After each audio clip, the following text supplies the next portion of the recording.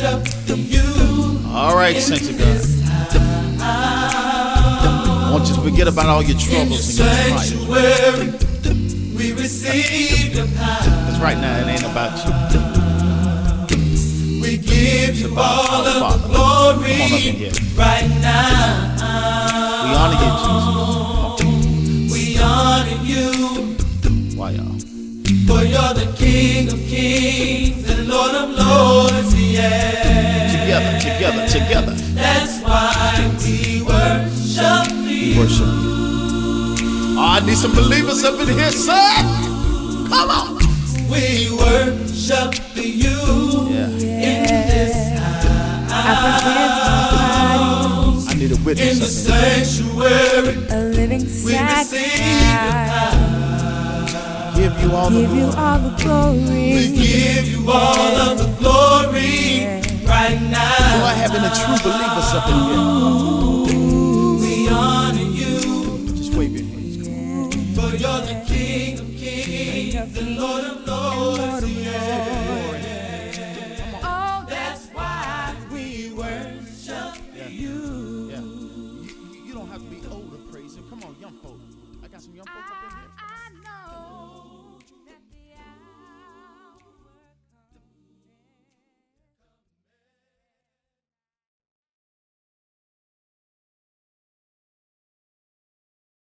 Dear gracious Heavenly Father, we come to you as humbly as we know how, thanking you just for allowing us to wake up to see another beautiful day. We come to you asking you just to be with us as we prepare our hearts and our mind for worship, dear Heavenly Father.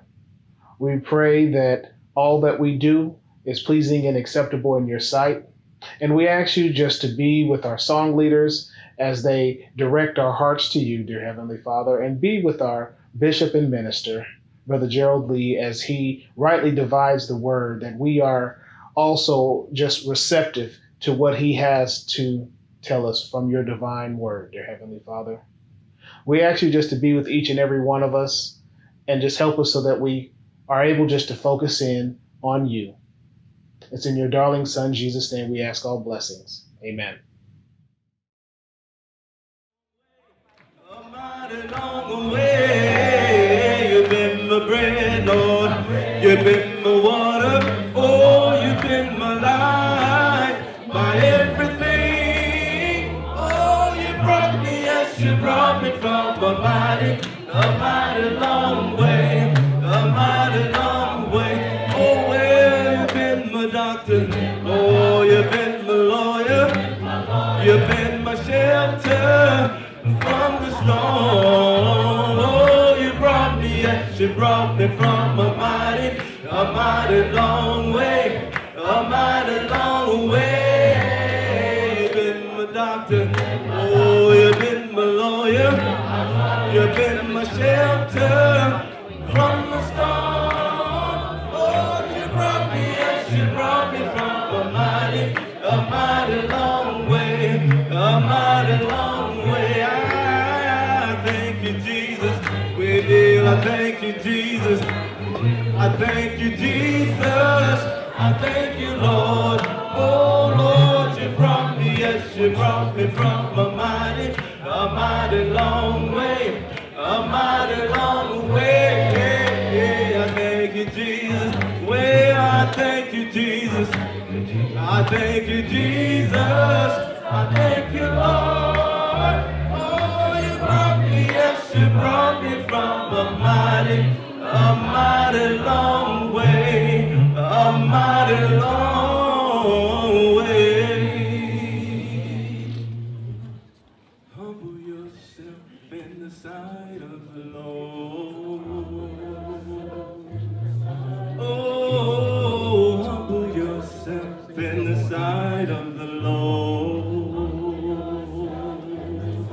and He will lift you up.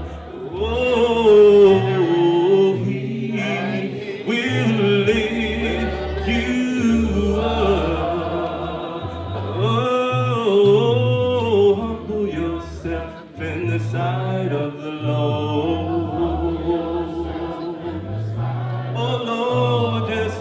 humble yourself in the sight of the Lord, and He will lift you up.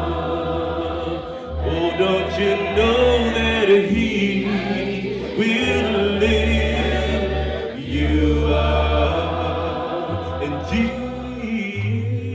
Jesus is the Son of God. Don't you know Jesus is the Son of God? Said He died to set us free. My Savior died, He died to set us free. And amazing grace, how sweet the sound. So amazing, amazing grace, how sweet the sound. Oh, yes, He saved a wretch just like me. Oh, yes, He saved a wretch like me. And I once was lost, but now I'm found. Couldn't find my way. I once was lost, but now I'm found. And I was blind, but now I see. Couldn't open my eyes, I was blind, but now I see. Oh, don't you know when we've been there 10,000 years? Oh, Lord, when we've been there 10,000 years.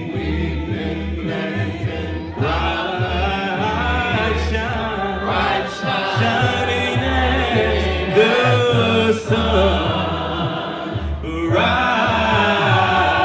shining as the sun. And we know less days to sing God's praise. No, we know less days to sing God's praise. Then when we first begun, oh, then when we first begun, you better humble yourself in the sight of the Lord. Oh, well, just humble yourself in the sight of the Lord. And He will lift you up. Oh, give Him your praise, and He will lift you up. Oh, my God is able, He will lift you up. Just get on your knees and He will lift you up. Oh, glory, He will lift you up. Oh, my God is able, He will lift you up.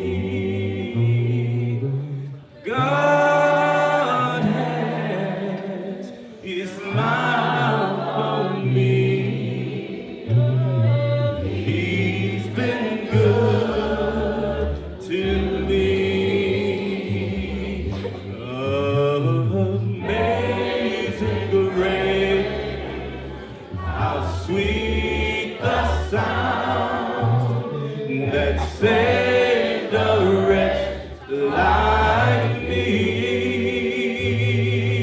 And I once was lost, oh, but now I'm found. I was blind, but now I see. Oh, you know my God has, yes, He smiled on me. He has set me free. Oh, my God has, will He smile on me. Oh, Lord, you know that He's been good to me. I want you to know that He's been good, so good, so good. Oh, Lord, you know He's been good to me. I'll give Him the praise, 'cause He's been good, so good, so good. Don't you know He's been good to me?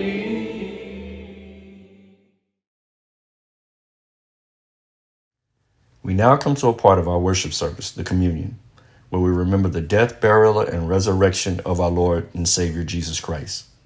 We find scriptural example in Acts chapter 20 and verse number 7, where it reads, "And upon the first day of the week, when the disciples came together to break bread, Paul preached unto them, ready to depart on the morrow, and continued his speech unto midnight."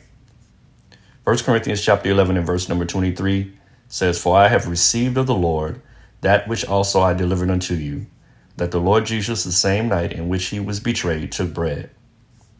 For as often as ye eat the bread and drink this cup, you do show the Lord's death till he come. Wherefore whosoever shall eat this bread and drink of the cup of the Lord unworthily shall be guilty of the body and blood of the Lord.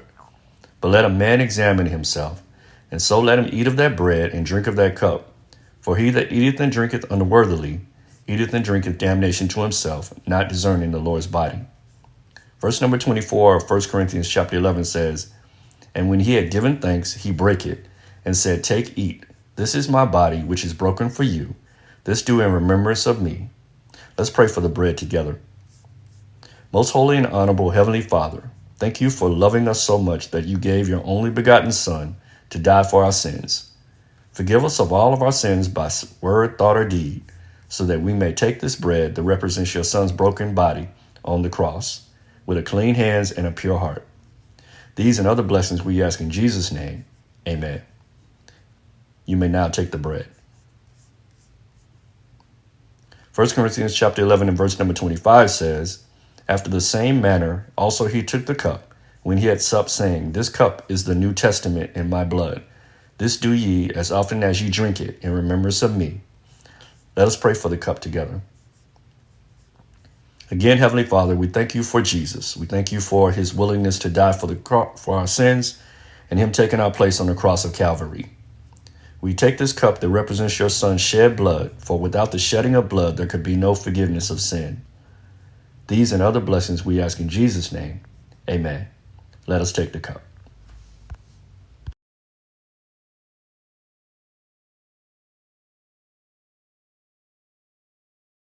We want to instruct you on how you can give your tithes and offering online. You simply go to the official Pearland West Church of Christ homepage at pearlandwestcoc.org, and in the upper left at the top of the page, you will see online giving. You simply click that link, and it takes you to our online giving page. Under Choose a Fund, click General Giving, the amount you would like to contribute, and the option to include a memo and the frequency of how you would like your contribution to be. You then click No Thanks and click on the Contribute button. This takes you to the PayPal page where you enter an email or a mobile number. You also have the option to contribute via a debit or credit card, after which you click Next and your contribution is entered. You will also notice a QR code in the middle of the screen or in the right corner of the screen right now, and you can use the camera of your smartphone to capture that QR code, and it would take you directly to the online giving page, and you can follow the exact same instructions that I just gave. Thank you, church family, and God bless. We now come to a part of our service, which is contribution. We find recorded in 2 Corinthians, the 9th chapter, starting at verse 6, and it reads, "But this I say, he which soweth sparingly shall reap also sparingly, and he which soweth bountifully shall reap also bountifully. Every man according as he purpose in his heart. So let him give, not grudgingly or of necessity, for God loveth a cheerful giver. And God is able to make all grace abound toward you, that ye always, having all sufficiency in all things, may abound to every good work." Let us pray for the contribution. Kind Master, we come to you giving you all thanks, honor, glory, and praise. We thank you, Father, for this opportunity to give back that of which you have given us, a small portion. Father, we pray for the Pearland West congregation that we use it in a timely and fashionable way for the upbuilding of your kingdom. This is our prayer in your Son and our Savior, Jesus Christ. Let us all say, amen.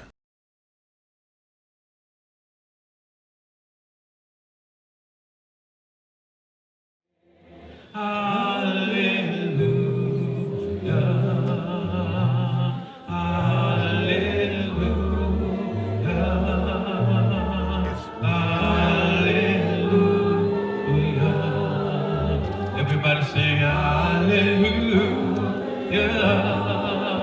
Say hallelujah. Say hallelujah.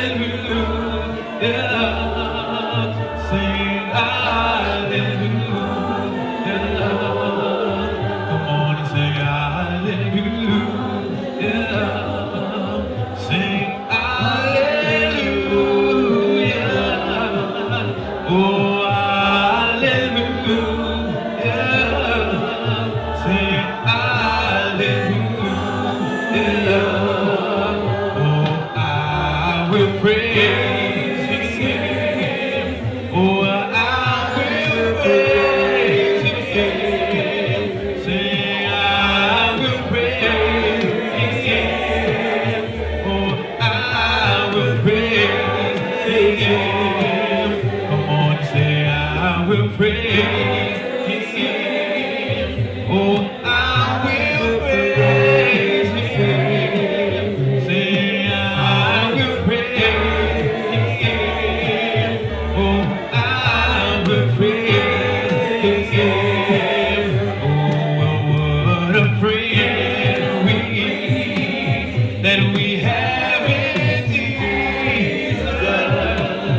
All our sins and our griefs to bear. Oh, and what a privilege to carry. We take everything to my God in prayer. Well, He's my Savior. He's my Redeemer. Oh, and how He loves me, and how I love Him. Well, He is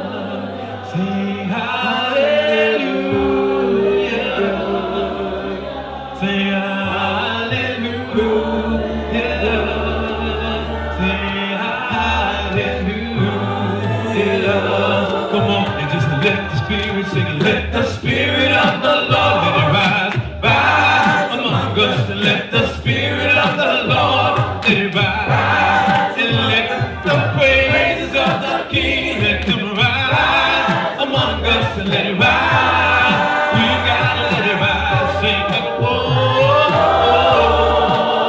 oh, oh. Sing it, oh, oh, oh. Sing it, oh, oh,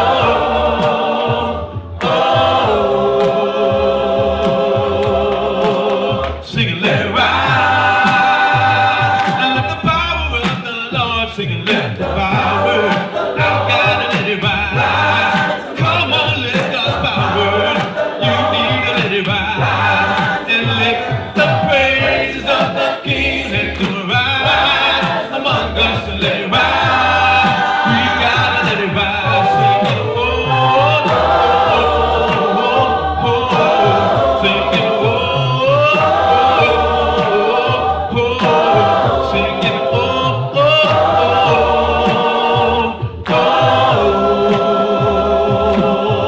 oh. Sing, let it rise.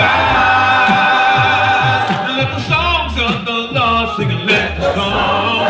I've gotta let it rise. Come on, let God's song. You need to let it rise.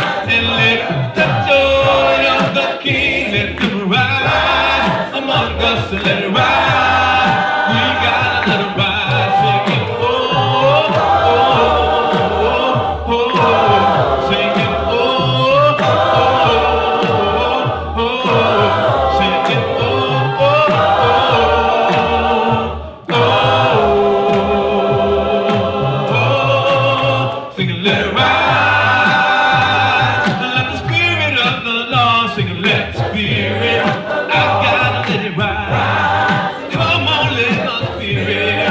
You need to let it rise. And let the praises of the King let them rise among us. And let it rise. We gotta let it rise. Sing it, oh, oh, oh, oh. Sing it, oh, oh, oh, oh. Sing it, oh, oh, oh, oh. Sing it, let it rise. Trouble sometimes are here, filling men's hearts with fear. Freedom we all hold dear. Now is at stake. Open your hearts to God. Saves from the chastening rod. Seek the way pilgrims trod. Christians away. My Jesus is coming. Morning, morning, night. Midday will meet. Trumpets will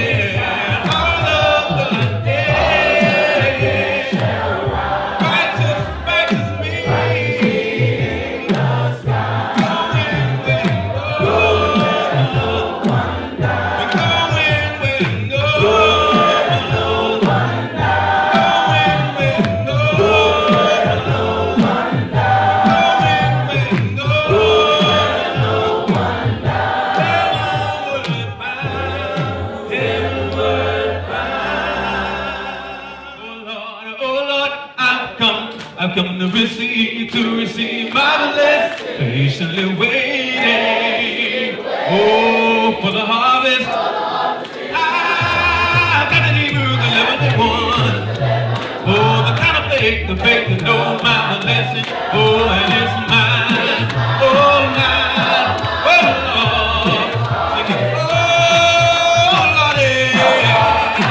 Say, I've come to receive, patiently waiting, oh, for the harvest. I've got the Hebrews 11:1. Oh, the kind of faith, the faith to know my blessing, oh, and it's mine, oh, mine, and it's mine, oh, mine, say it's mine, oh, mine, say this harvest is, oh, Lordy, say I've come to receive, patiently waiting, oh, for the harvest.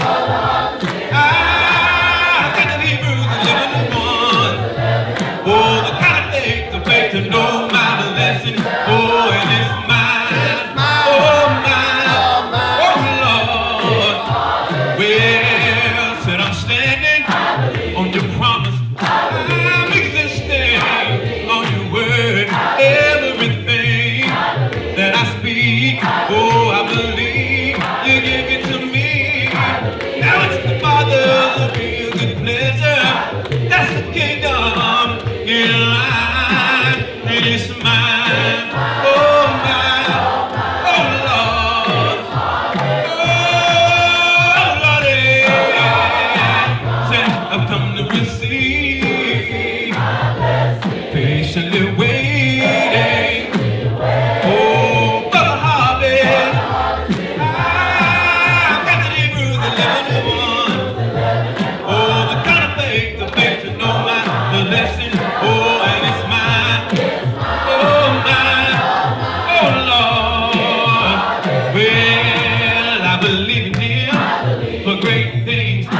He promised me a long time ago. I know that I'm gonna get it. Oh, because my Bible, it tells me so. Now it's the Father's real good pleasure. That's the kingdom in line. And it's mine. Oh, mine. Oh, Lord. Oh, Lordy. Said I've come to receive, patiently waiting, oh, for the harvest. I've got the Hebrews, the kind of faith, the faith to know my blessing, oh, and it's mine, oh, mine, oh, Lord. Well, say my blessing, my blessing's on the way. Say my blessing, my blessing's on the way. Say my blessing, my blessing's on the way. My blessing, my blessing's on the way. There's a blessing in store for me. There's a blessing in store for me. There's a blessing in store for me. There's a blessing in store for me. I'm gonna get mine. I'm gonna get mine. I'm gonna get mine. I'm gonna get mine. And it's mine. Oh, mine. Oh, Lord. Sing it. Oh, Lordy. Say, I've come to receive my blessing. Patiently waiting. Oh, for the harvest. I've got the Hebrews 11:1. The kind of faith, the faith to know my blessing. Oh, and it's mine. Oh, mine. And it's mine. Oh, mine. And it's mine. Oh, mine. And it's harvest time. Good morning. and welcome to our worship experience here at the Pearland West Church of Christ. Before I get into my message, I would like to say a word to the congregation. I know this is a difficult time. This is a challenging time. It's a challenging time for all of us. To be honest with you, it's the most challenging experience that I've ever had to work through in my entire ministry. I know we're being challenged individually in our faith. I know we're being challenged collectively as a people in our responsibilities as a congregation. Even your leadership, we're being challenged as we make choices that impact the body as a whole. I'm admonishing you to be faithful. I'm encouraging you to be patient. I know it's a difficult time. It breaks my heart to know that a year and a half has gone by and we haven't been together.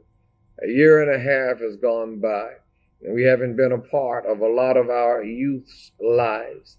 And for a young child in development who is developing psychologically, who is developing emotionally, who is developing physically, who is developing socially, and it's developing spiritually. A year to a year and a half chunk of their lives being taken away where we don't experience them, that's colossal, that's huge. And we've missed some of those moments in a lot of our young people's lives. But I want to encourage you to remain faithful. As a leadership, we're doing everything that we can, everything we can possibly do in order to service your needs spiritually, short of making the compromise of actually threatening your health. We have the worship service like right now, every Lord's Day. We've not missed a Sunday. We have the Wednesday night Zoom class. We have classes for every age on Zoom all week long. I know for a fact that we have the men's ministry still meeting. The marriage ministry is still meeting. The education department is still working. The ladies class still meets. The Christian womanhood class still meets. Even your leadership has faithfully committed to a class on Thursday night, and we have not missed but one or two Thursday nights in the last year and a half, where your leadership has been there with a twofold purpose: personal spiritual growth and development, as well as preserving the bond and cohesiveness among the leaders. I need you to be patient. We are going to come through this. I want you to remember Galatians Chapter 6 and verse number 9 and 10. Before I go into my message, I want you to go there with me, and let's see what God's word says. Let us not become weary in doing good, for at the proper time we will reap a harvest if we do not give up. Therefore, as we have opportunity, let us do good to all people, especially those who belong to the family of believers. Please don't get weary in doing good. Don't get weary in being faithful. We are going to come out of this on the other side. And as I've said on many occasions, when we do, what a glorious day that's going to be. We're going to go ahead and go directly into our message now. I want you to take your Bibles out. We're going to go to the book of Colossians.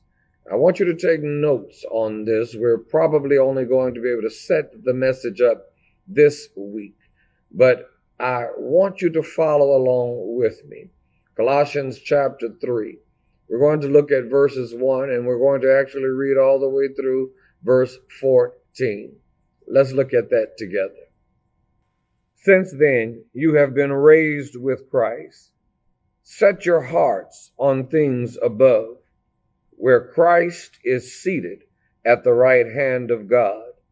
Set your mind on things above, not on earthly things. For you died, and your life is now hidden with Christ in God. When Christ, who is your life, appears, then you also will appear with him in glory. Put to death, therefore, whatever belongs to your earthly nature: sexual immorality, impurity, lust, evil desires, and greed, which is idolatry.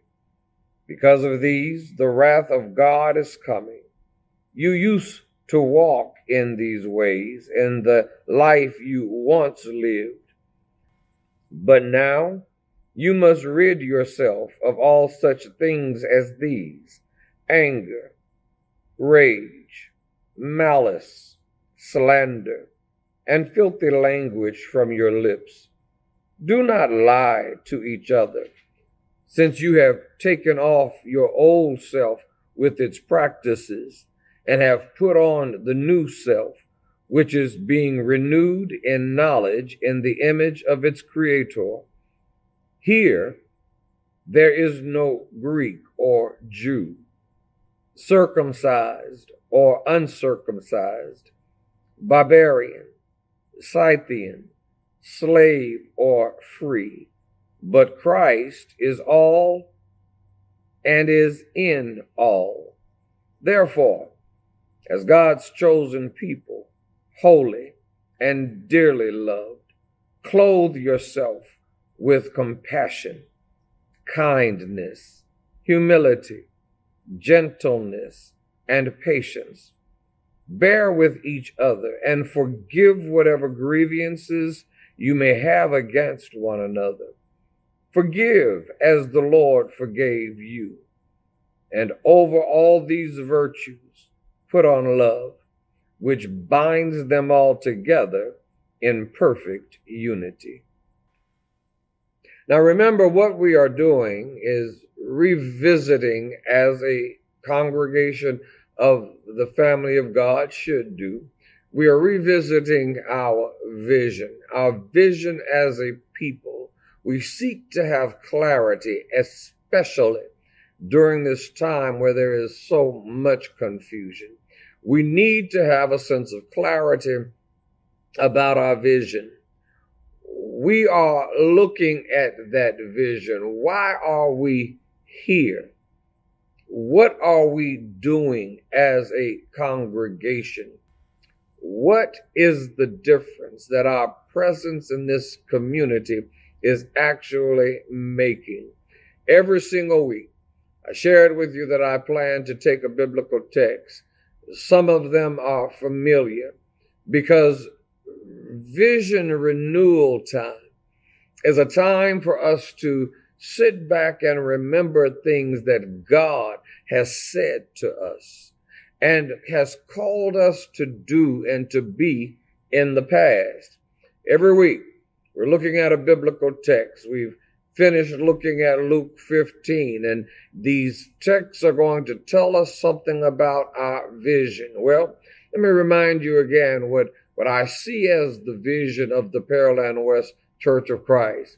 The vision of the Pearland West congregation is to help build a great city for all people through the movement of the gospel that brings about personal conversion, that brings about family enrichment, bringing about community formation, bringing about social justice and cultural renewal to Pearland, the city in which we are embedded, and subsequently to Houston, and through Houston and through Pearland, ultimately even to the entire world.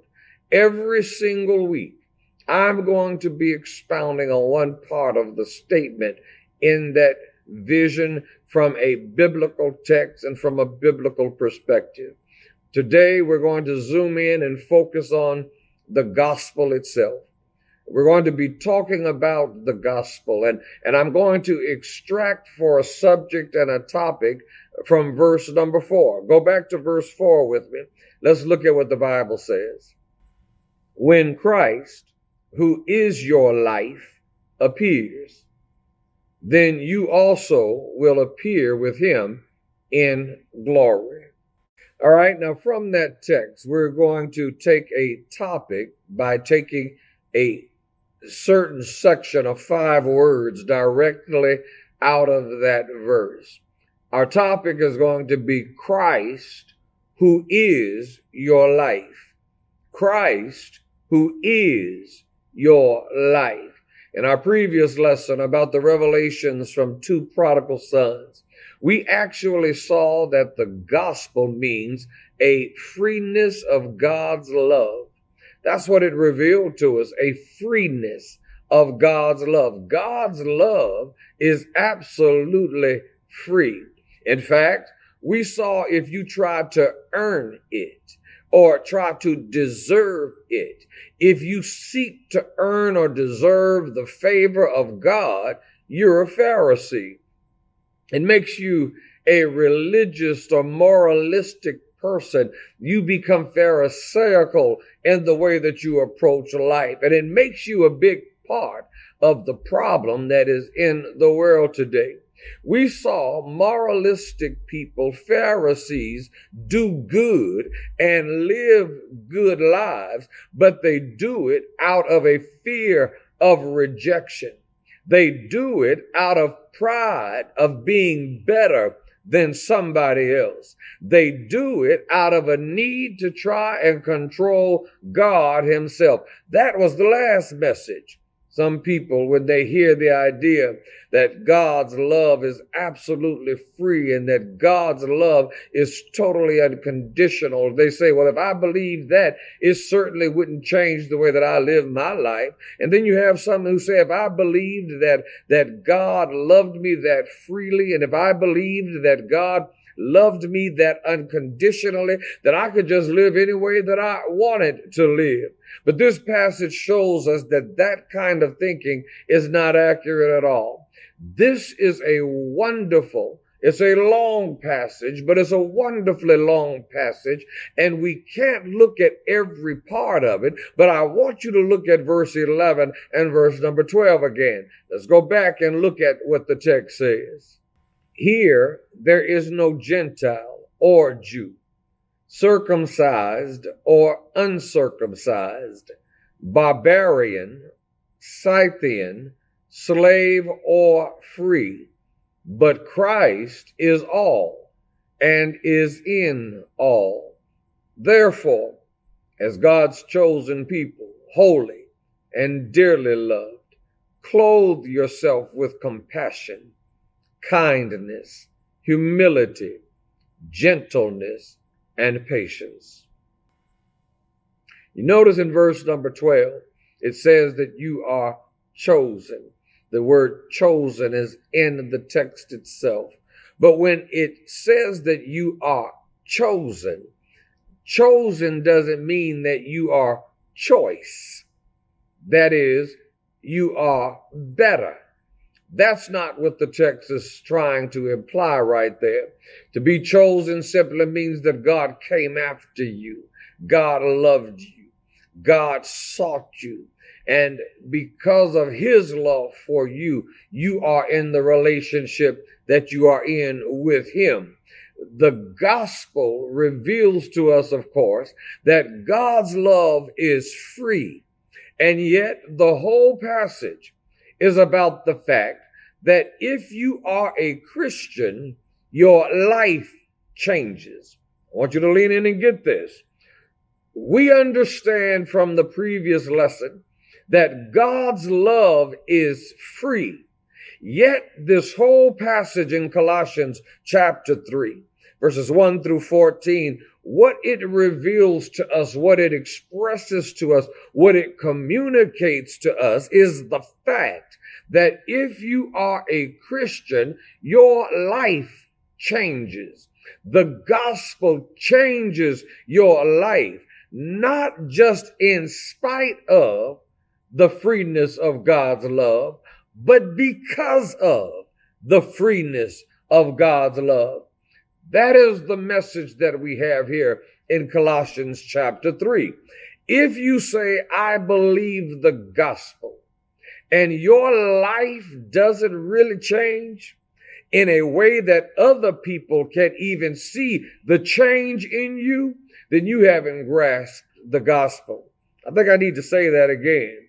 If you say that you believe, if your profession is, well, Brother Lee, I believe in the gospel, but your life does not really change in a way where other people can actually see the change in your life, then you haven't grasped it. The gospel brings about radical change. Well, how does it do that?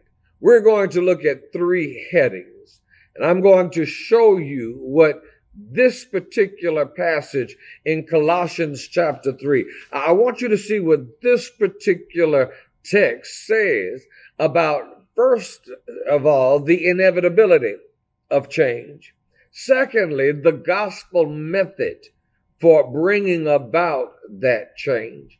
And then finally, I want to answer the question, well, why does it even work?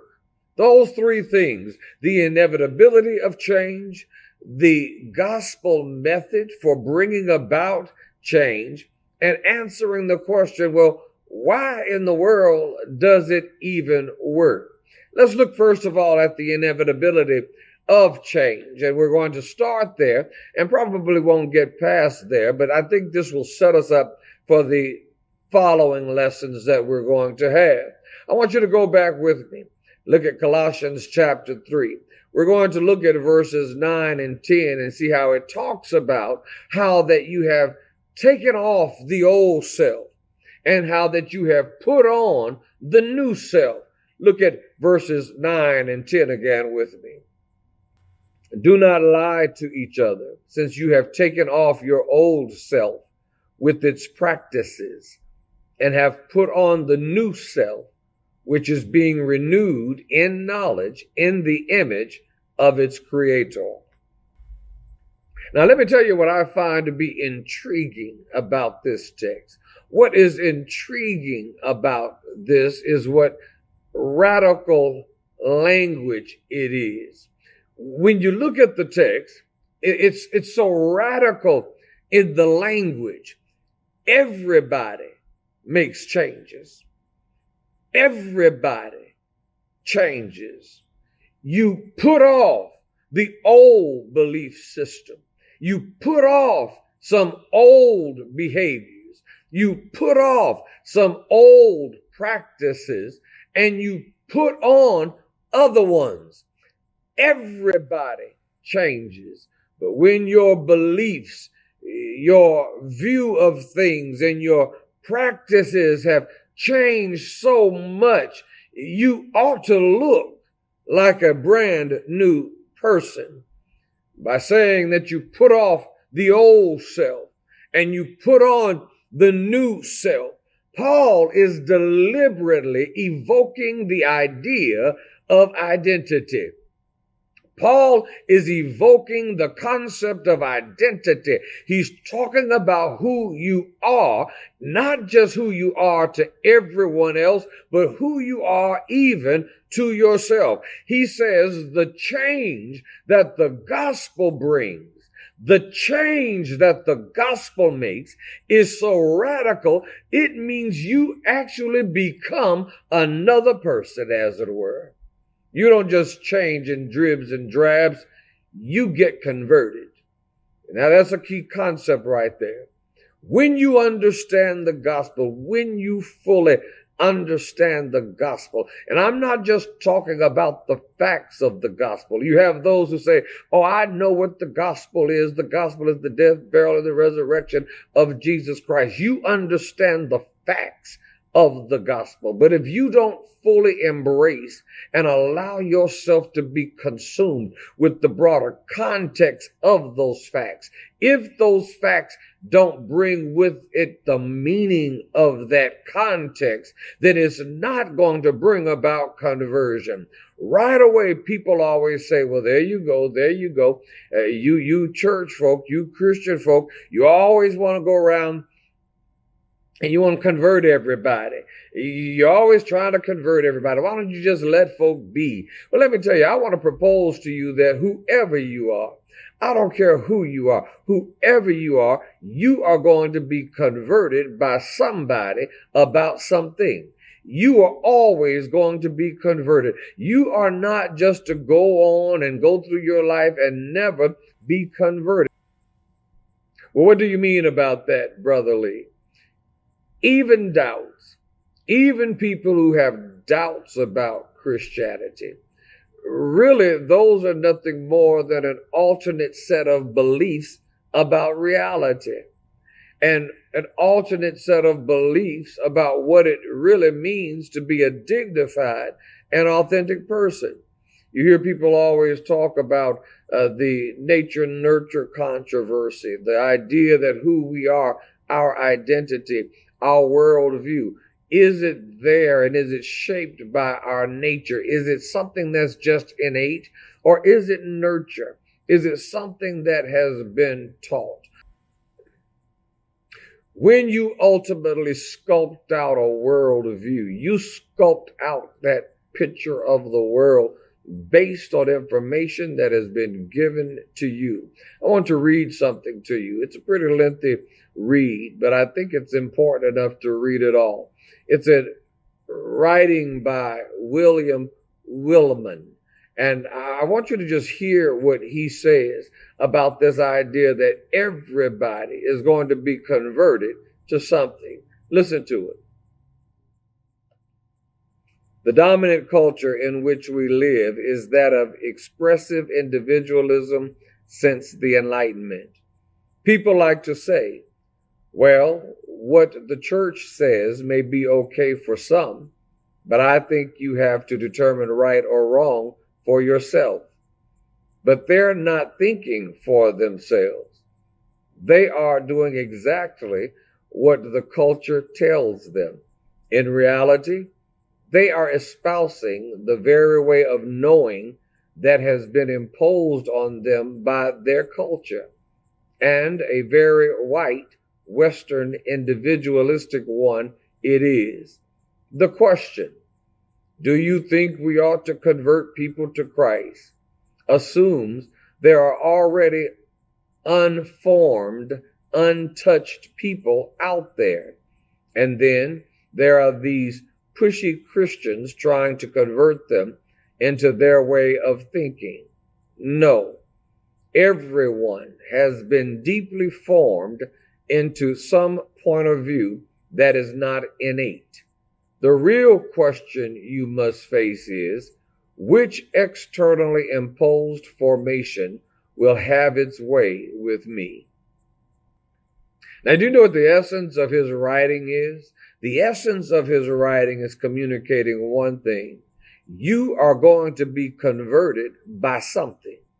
Some comprehensive view of reality is going to form. Some comprehensive view of reality is going to shape your very identity. Who you see yourself as is going to be influenced by whatever that comprehensive view is that has been shaped or formed. Whatever that view of reality is, it is not provable. It's still going to be a leap of faith. It doesn't matter what the belief system is. If you have a belief system that says that you doubt Christianity, you can't even prove that belief system. It's a leap of faith. You're choosing to put your faith in that belief system. It's silly to think that Christians are wrong to try and convert people. Why? Because everybody is being converted. Everybody is being converted every day. You are going to be converted. The question becomes, to what? You're going to be influenced and converted and shaped by something. The question that you have to answer is, but to what? You are going to have your life radically changed in one way or another. You are going to have to understand that when I give myself to Christ, I have a new life, and it is going to be in response to something that is coming into my life. You're going to make those changes in response to a gospel that comes into your world. And when you respond to that gospel and you make those changes that the Bible talks about in verses 9 and verse 10, you have to ask yourself the question, which is it going to be? Which is it going to be? Where am I going to allow myself to be converted to? But everybody is converted to something. That's where I'm going to stop. Next week, I'm going to come back and I'm going to look at the gospel, and we're going to talk about the radical method that the gospel employs to change your very life. Do you love the Lord? Do you love the Lord? Oh, I really love the Lord. Oh, you don't know what He's done for me. He gave me the victory, and that's why I love Him. That's why I love Him. Oh, I really love the Lord. Everybody sing. So I'm going to praise Him. I'm going to praise His name. Every day, in every way, you know that I'm going to praise His name. Say, oh, you don't know what He's done for me. He gave me the victory. Oh, and that's Dear gracious and most awesome Heavenly Father, we come to you with our heads bowed, just thanking you for being with us as we conclude another worship service where we worship you in spirit and in truth. Asking you just to be with us as we go throughout our week, dear Heavenly Father, that we're ever mindful of what we were taught and what we have learned today, so that we can be better Christians on tomorrow than we were today. Dear Heavenly Father, we know that we are not worthy of your grace and mercy that you constantly show us, but you continue to love us and accept us as your children, dear Heavenly Father, in spite of us. And for that, we love you, dear Heavenly Father. And so we ask you just to be with us so that as we are seen in this world, that we are seen as the light, so that others may see you in us and come asking, what must they do to be saved? We come to you just asking you to protect us as we go throughout this week, and just continue to bless us as you always have, both individually and collectively, dear Heavenly Father. We come to you asking these prayers in your darling Son, Jesus' name. Amen.